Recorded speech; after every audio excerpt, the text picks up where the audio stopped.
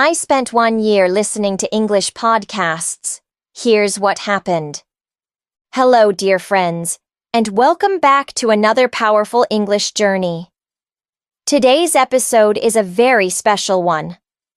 I'm going to tell you the true story of how my English transformed completely in just 1 year by doing one simple thing. Listening to English podcasts every single day. Yes, that's right. No expensive courses, no travel, no teachers, just me, my headphones, and podcasts. And today, I want to take you through everything that happened during that year. The changes I felt, the challenges I faced, and the lessons I learned. Whether you're a beginner, intermediate, or advanced learner, this story will give you deep insight into how powerful listening can be. If you do it the right way. So sit back, relax, and let's dive into the story of how I changed my English forever with podcasts. Part 1. The first month. Discovering the power of passive listening. I still remember the day I decided to start listening to English podcasts regularly. It wasn't a special day, just a regular morning. I was drinking my tea and scrolling through my phone when I saw a post saying, "If you want to learn English fast, listen to one podcast every day for a year." That simple sentence somehow stayed in my mind. At first, I laughed. 1 year? Every day? That sounded impossible. But something deep inside me was curious. What would happen if I actually tried it? That was the beginning of a journey I'll never forget. I opened Spotify and searched English podcast for learners. The first one I clicked on was a slow-spoken English show designed for intermediate learners. I listened for 10 minutes. At first, I barely understood anything. My brain was trying to catch every word, translate it into my native language, and then understand the meaning.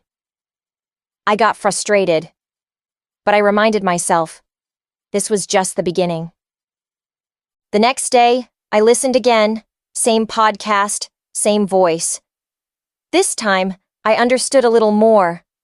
Not much, but enough to keep going. I started making a habit.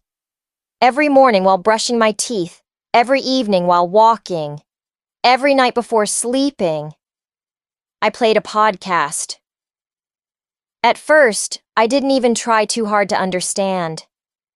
I just let the words flow into my ears. In the first week, my listening was passive. I didn't pause the podcast, didn't repeat words, didn't write anything down. I only listened. I thought maybe it wasn't helping. But something interesting started happening in a second week. One day, I heard the phrase, "take it easy," in a podcast. And suddenly, I remembered I had heard it somewhere before. My brain made the connection, without any translation. I smiled. That was the first sign that my brain was starting to absorb the language naturally. I realized that passive listening was like watering a plant. You don't see the change every day, but slowly, something grows. I stopped worrying about understanding everything.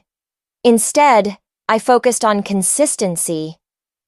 I told myself, just play it. Even if you understand nothing, just play it. I didn't set high expectations. I didn't aim for 1 hour a day. I started with 10 minutes. Sometimes I listened while washing dishes, sometimes while waiting for the bus. I chose simple topics first: daily life, stories, slow English interviews. I avoided complex topics like politics or science. The key was to make it easy and enjoyable. One thing that helped me a lot in the first month was choosing a podcast host I liked. Her voice was calm, friendly, and easy to follow. I felt like I had a friend speaking to me in English. That emotional connection made it easier to come back every day. I was not just learning, I was enjoying the process. In the third week, I started recognizing repeated phrases like, I mean, you know, and actually.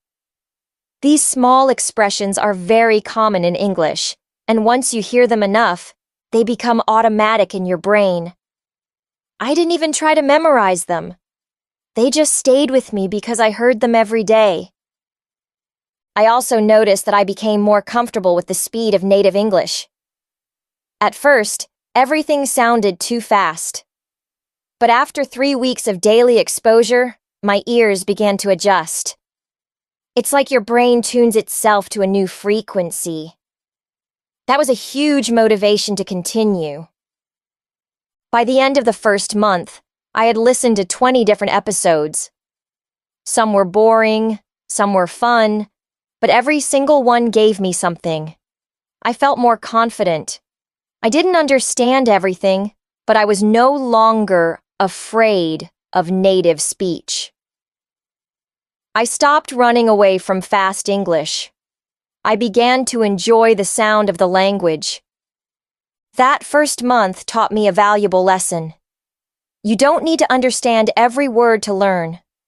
The brain learns from patterns, and the more it hears those patterns, the more it understands. I began to trust the process. I stopped translating in my head. I stopped doubting myself. I just listened and kept listening. I didn't study grammar. I didn't do exercises. I only listened. But somehow my vocabulary started to grow. I could guess the meaning of some new words just from the context. For example, when I heard, "He was furious," and the speaker sounded angry, I guessed that furious meant very angry. I didn't check the dictionary. I trusted my brain to figure it out. One night, after listening for 30 minutes while lying in bed, I closed my eyes and started thinking in English. Not full sentences, just small thoughts like, "I'm tired. Today was a good day." That was a powerful moment. I had never experienced that before. It felt like something inside my brain had changed. After 30 days, I looked back and realized I had developed a habit. Podcast listening was now part of my daily life. It wasn't hard anymore. It was something I looked forward to. I even began recommending it to friends. Some laughed. Some tried it. But I knew deep inside that I was on the right path. What made this method so powerful was its simplicity. No pressure, no textbooks, no deadlines. Just your ears, your curiosity, and a few minutes every day. That's all you need to start transforming your English. In the beginning, I thought it wouldn't work. I thought I needed to study hard. But the truth is, language is not only about study. It's about exposure. It's about letting your brain absorb the rhythm, the flow, the feeling of the language. And that's what podcasts gave me. So if you're just starting your English journey, or even if you've been learning for years but feel stuck, let me tell you, just start listening. Every day. Don't try to be perfect. Just be consistent. 1 month is enough to feel a difference, and that first difference will motivate you to keep going. That's exactly what happened to me. Part 2. The middle months. From confusion to confidence. The second and third months were when I began noticing some major shifts, not only in my listening skills but in how I felt about English as a language. At first, I had only been a passive listener, someone who played a podcast in the background while washing dishes or taking a walk. But by the beginning of month 2, something changed. I started wanting to understand more, and that desire transformed the way I listened. Instead of just playing an episode once, I began repeating it. I would listen to the same 10-minute segment 3 or even 4 times. The first time was always just for exposure, letting the rhythm of English wash over me. The second time, I focused on words or phrases that stood out. The third time, I paused to repeat sentences out loud. That was my first taste of shadowing, and although it felt strange at first, it slowly gave me a sense of control over the sounds. What surprised me was how quickly things started to stick. When I heard the same phrase used in different podcasts, "at the end of the day," or "it depends on," it started becoming natural. I didn't have to memorize it. It simply became part of my English brain. I realized then that repetition wasn't boring. It was the secret ingredient to fluency. During month 2, I began organizing my listening time into different categories. In the morning, I listened to motivational English podcasts that used simple language. During my lunch break, I played interviews between native speakers, often with different accents. In the evening, I chose podcasts that told stories, usually fiction or true personal experiences. This variety kept me interested and exposed me to different registers of the language. I also discovered the power of transcripts. Many podcasts for English learners offer written versions of the episodes. At first, I avoided them because I didn't want to read. I wanted to listen.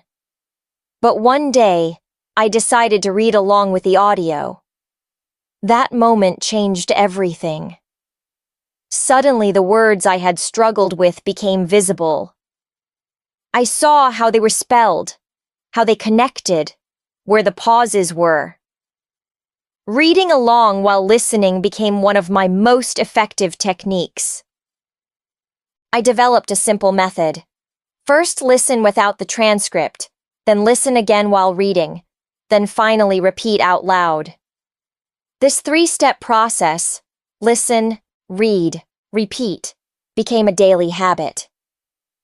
It made me feel like I was actively participating in the language rather than just being a silent observer. In the 3rd month, I became curious about pronunciation. I noticed that some podcast hosts pronounced going to as gonna and want to as wanna.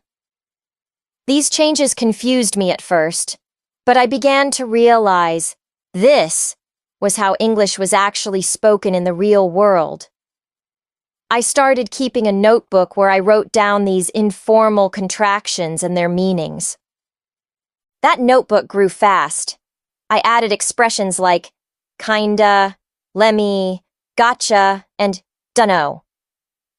At first, they looked strange, but hearing them again and again helped me internalize them. They began to feel natural. I even started using them in my own thoughts. When I wanted to say I do not know, I caught myself thinking, I don't know. That was proof that my brain was adapting. By month 3, something else became clear. My confidence had grown. I no longer feared listening to fast English. Even if I didn't catch every word, I could understand the main idea.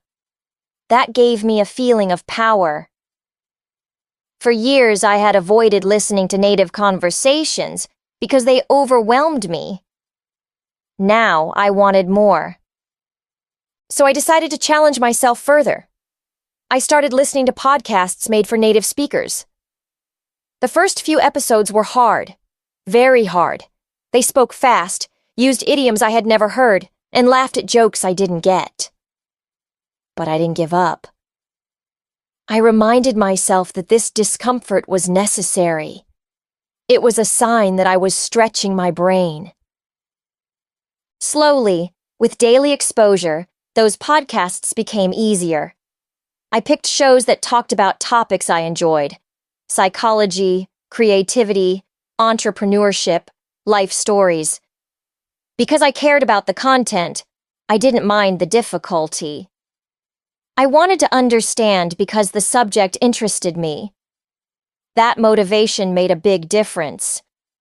I also experimented with different accents: British, American, Australian. At first, the differences were confusing. I had learned English mostly in the American style, so hearing a British speaker say, "Can I have a glass of water?" in their accent threw me off. But after repeated listening, my brain adjusted. I began to appreciate the richness of English accents. One major milestone came during a group video call with English-speaking friends. We were discussing a movie, and someone asked me what I thought. For the first time, I didn't hesitate. I spoke without translating in my head. The words flowed.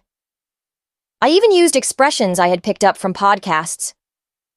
When I finished talking, someone said, "Wow, your English has improved a lot." That compliment stayed with me for weeks. During this time, I also began noticing changes in how I watched English TV shows. Before, I always needed subtitles. But now, I could watch entire scenes without reading. I understood the emotions, the jokes, the meaning behind the words. It felt like magic. But deep down, I knew it wasn't magic. It was the result of hundreds of hours of listening. I also felt more connected to English as a culture. The podcasts I listened to weren't just teaching language. They were teaching ideas, humor, values, and worldviews. I learned about American holidays, British humor, and global trends. I didn't feel like an outsider anymore. I felt like I belonged in the English-speaking world. One of the most powerful tools I discovered in month 4 was active listening. Instead of just playing a podcast while multitasking, I gave it my full attention. I sat down, listened with headphones, paused when I heard something new, and wrote it down. This level of focus turned each episode into a personal lesson. I didn't need a classroom. The podcast was my teacher, and I was an eager student. I also began noticing improvements in my speaking skills. I was shadowing daily, repeating what I heard. My pronunciation improved, my fluency increased, my hesitation decreased. I was training my tongue to move like an English speaker's. It was exciting. Sometimes I made recordings of myself speaking about a topic I had just listened to. I compared my speech to the original podcast. That helped me identify areas to improve: intonation, word stress, or linking. I became my own coach. These middle months were full of discovery. I was no longer just a listener. I was a participant, a speaker, a thinker. English was no longer a subject. It had become a part of me. And I realized this wasn't just about language. It was about transformation. Part 3. The final months. Transformation and unexpected benefits. The final months of my 1-year journey into English podcast immersion were the most transformative. Not just because my listening skills had improved dramatically, but because I started seeing English not only as a language to learn, but as a part of my lifestyle. By month 8, English podcasts weren't just a tool for practice. They had become a habit, a daily ritual, even a comfort. I began my mornings with them, took them along during walks, and listened before bed. They were a part of my rhythm, just like brushing my teeth or making tea. But this habit was now different from when I started. In the beginning, I was a passive learner, absorbing bits and pieces without much structure. Now, I had my own system. I tracked my daily listening hours. I kept a notebook of new phrases and expressions. I wrote weekly summaries of what I learned. I even created my own shadowing scripts, where I would transcribe parts of episodes and record myself repeating them.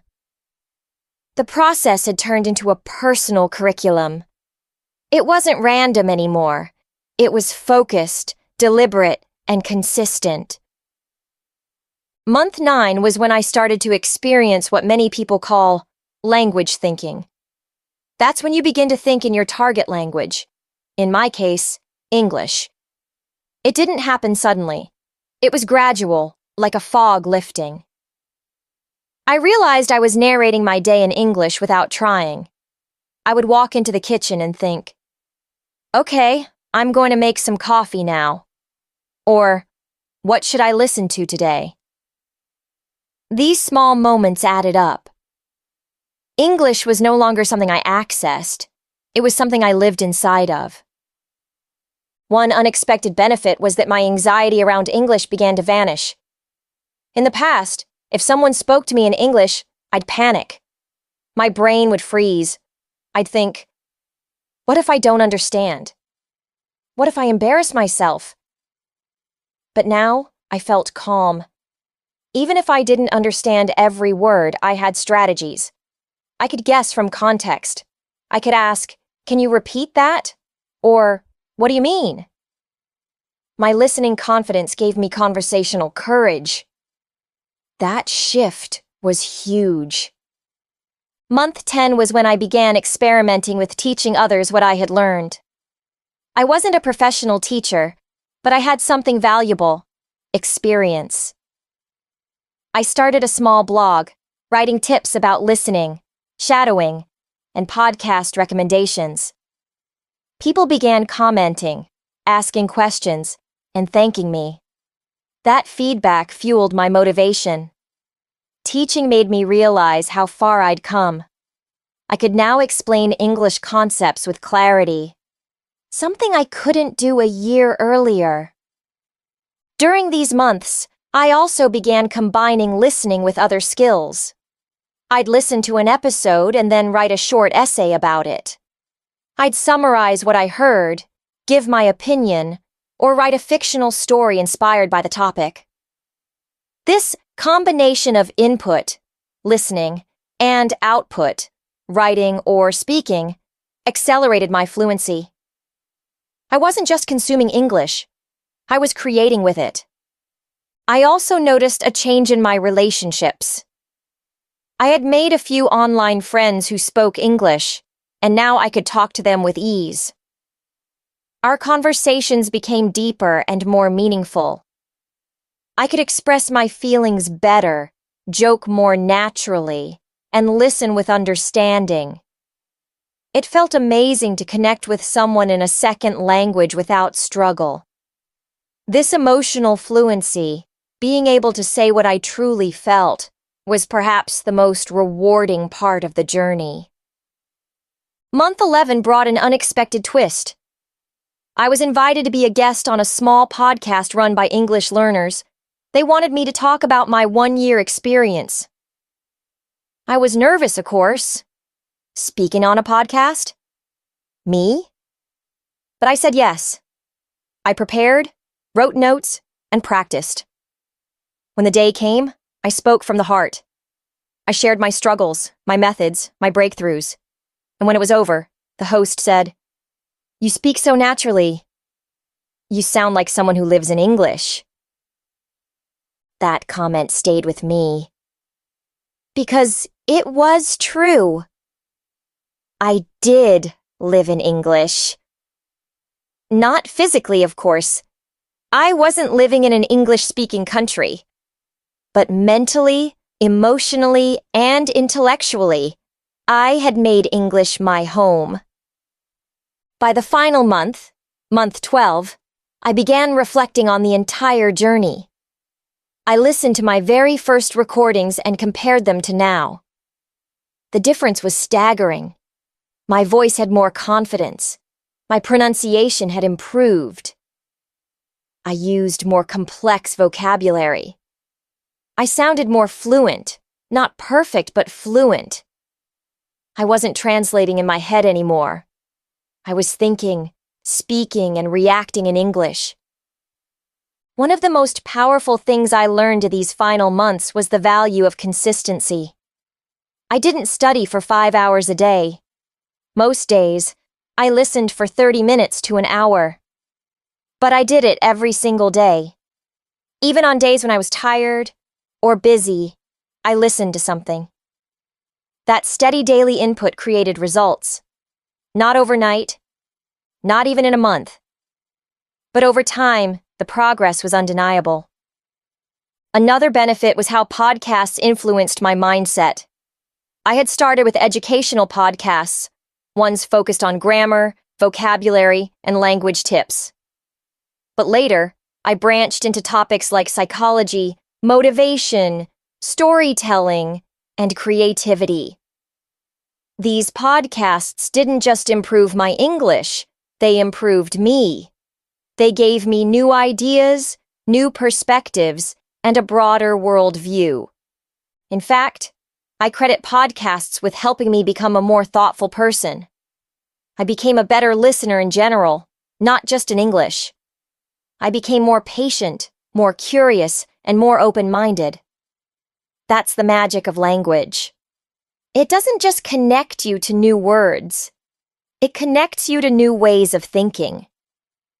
As the year came to a close, I made a decision. I would continue. Not as a challenge this time, but as a lifestyle. I would keep listening, keep learning, and keep growing. English podcasts weren't just a learning tool. They were a doorway to a richer life. And I had walked through that door with joy. Part 4. Lessons learned. How you can do it too. As I look back on my 1-year journey of listening to English podcasts daily, I realize that I didn't just learn a language, I transformed the way I live, think, and connect with the world. But perhaps the most important realization is this. Anyone can do what I did. You don't need to be a genius. You don't need expensive courses. All you need is intention, consistency, and the willingness to embrace small, steady progress. In this final part, I want to share the lessons I learned and exactly how you can build your own podcast-powered English journey. The first lesson is, start small and stay consistent. You don't need to listen to hours of podcasts from day one. In fact, you shouldn't. If you push too hard, you'll burn out. I started with just 10 to 15 minutes a day. What mattered wasn't the length, it was the habit. By doing it every single day, I turned listening into part of my identity. Even on the busiest or worst days, I listened to something. A short motivational episode. A story while doing dishes. A dialogue on the bus. The key is to make it part of your daily life, not just your study schedule. The second lesson, choose the right podcasts for your level and interests. In the beginning, I tried to listen to native English podcasts made for fluent speakers, and I failed. I understood maybe 10%. It was frustrating. Then I switched to learner-friendly podcasts. They used clear speech, explained vocabulary, and repeated key ideas. That made all the difference. As I improved, I gradually added more native content. Start with podcasts you can enjoy, not ones that make you feel lost. And always pick topics that genuinely interest you, because interest fuels attention, and attention builds learning. The third lesson, make it active, not just passive. In the early weeks, I was a passive listener, just letting the audio play in the background. But that didn't help much. Real improvement came when I got involved. I paused and repeated phrases. I shadowed the speaker. I took notes. I looked up new expressions. I made flashcards.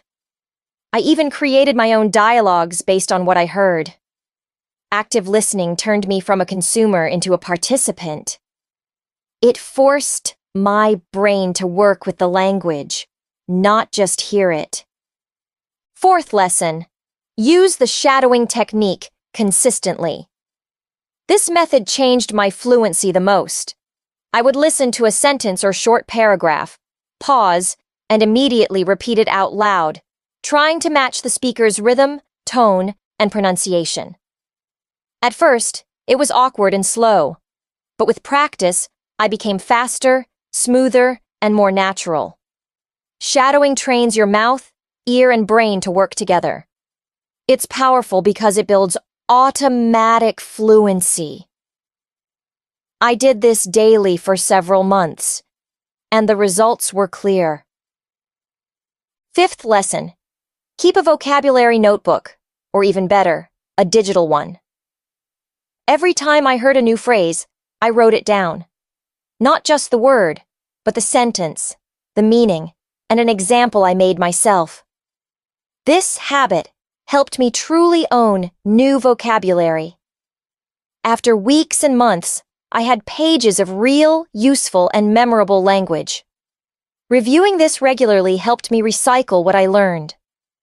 Language is not just about learning new words, it's about remembering and reusing them.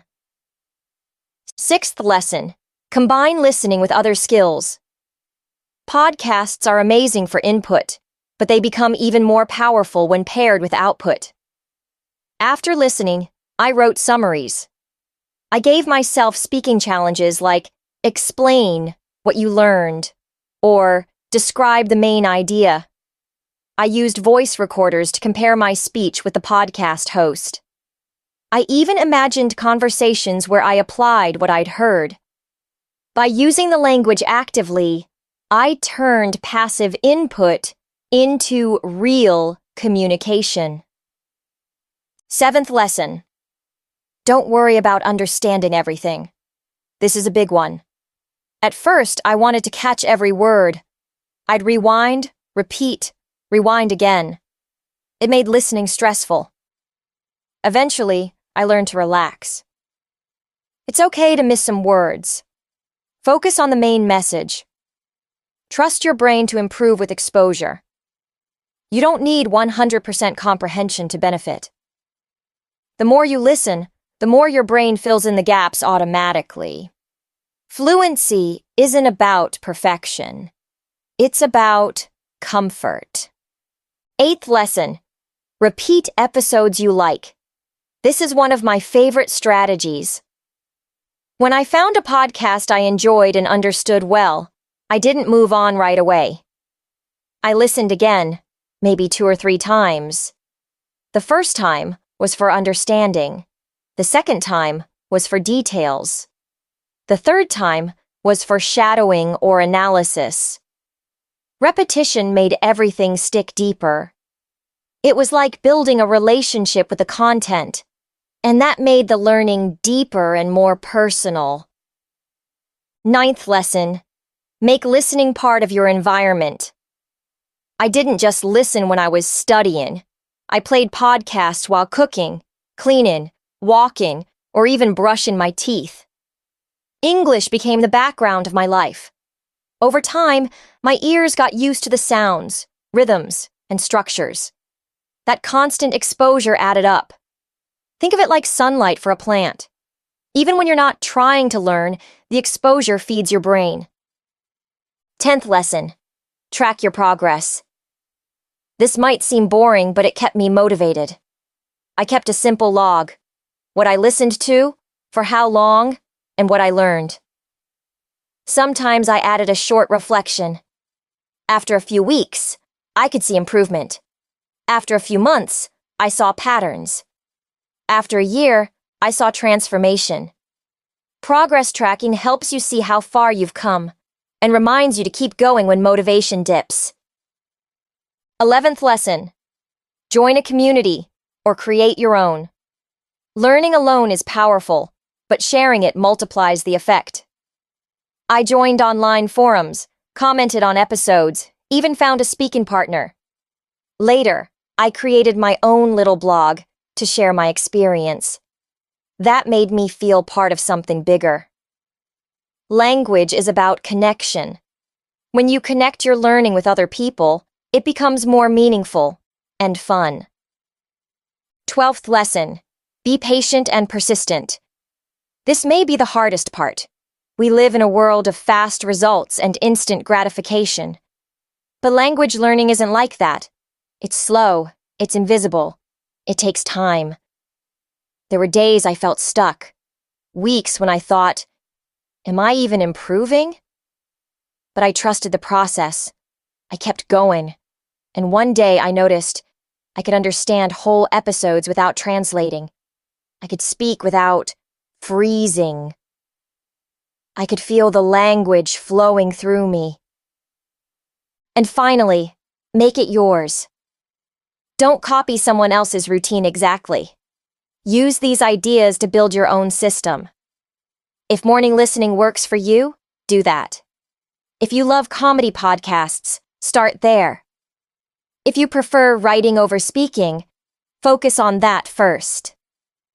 The best learning method is the one that fits your life, your energy, and your goals. This is your journey. Own it. In conclusion, 1 year of podcast listening changed everything for me. It gave me not just fluency, but confidence, curiosity, and a global voice. I didn't become perfect, but I became capable. I became someone who could live in English, laugh in English, and learn in English. And so can you. Start small. Stay consistent. Choose content you love. Be active. Be patient. And most of all, enjoy the journey. Because English isn't just a language. It's a lifelong passport to people, ideas, and opportunities you never imagined. Thank you for joining me on this journey through my 1-year experience with English podcasts. If you found this story inspiring or helpful, please give this video a thumbs up and share it with other English learners. Let me know in the comments. What's your favorite English podcast? And have you tried listening every day? Don't forget to subscribe to the channel for more real-life English learning stories, powerful strategies, and motivational tips. Turn on the bell so you never miss a new episode. Remember, it's not about learning faster, it's about not giving up. One podcast at a time, you'll get there. See you in the next episode. Until then, keep listening, keep growing,